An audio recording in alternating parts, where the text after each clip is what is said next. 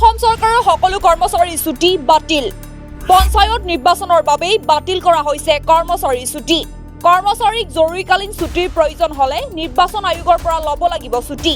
এই নিয়ম পঞ্চায়ত নিৰ্বাচন অন্ত নপৰালৈকে বাহাল থাকিব পঞ্চায়ত নিৰ্বাচনৰ দিন এই পৰ্যন্ত ঘোষণা হোৱা নাই যদিও আজি বিয়লি 5 বজাত নিৰ্বাচনৰ দিন ঘোষণা কৰিব ৰাজ্যিক নিৰ্বাচন আয়োগে সন্ধিয়া 5 বজাত পাঞ্জাবাৰীস্থিত ৰাজ্যিক নিৰ্বাচন আয়োগৰ সভাগৃহত ৰাজ্যিক নিৰ্বাচন আয়োগটোৱে এক সংবাদ মেল সম্বোধন কৰিব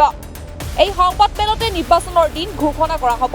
নিৰ্বাচনৰ বাবে সম্পূৰ্ণৰূপে সাজু হৈ আছে নিৰ্বাচন আয়োগ ইতিমধ্যে আয়োগে ৰাজ্যৰ মুখ্য সচিবলৈ নিৰ্বাচন সংক্ৰান্তীয় নীতি নিয়ম সম্পৰ্কে এক জাননী জাৰি কৰি সকলো বিভাগকে নিৰ্বাচনৰ বাবে সাজু হৈ থাকিবলৈ আহ্বান জনাইছে এইবাৰ পঞ্চায়ত নিৰ্বাচন পূৰ্বতকৈ পৃথক হোৱাৰ সম্ভাৱনাই প্ৰবল নতুন চাৰিসীমাৰে অনুষ্ঠিত হ'বলগীয়া এইবাৰৰ পঞ্চায়ত নিৰ্বাচনত প্ৰথমবাৰৰ বাবে নাথাকিব দলীয় প্ৰতীক চিহ্ন অৱশ্যে জিলা পৰিষদ আৰু আঞ্চলিক পঞ্চায়ত পৰ্যায়ত দলীয় প্ৰতীক চিহ্ন থাকিব এইবাৰো পূৰ্বৰ দৰে বেলট পেপাৰতে নিৰ্বাচন অনুষ্ঠিত হ'ব ইয়াৰ উপৰিও এইবাৰ পূৰ্বৰ দৰে পঞ্চায়ত সভাপতিৰ পদৰ বাবে প্ৰত্যক্ষ নিৰ্বাচন নহয় গাঁও পঞ্চায়তৰ নিৰ্বাচিত সদস্যই নিৰ্বাচন কৰিব পঞ্চায়ত সভাপতিগৰাকীক নিউজ ডেস্ক ৰিপৰ্ট 360 ইনসাইড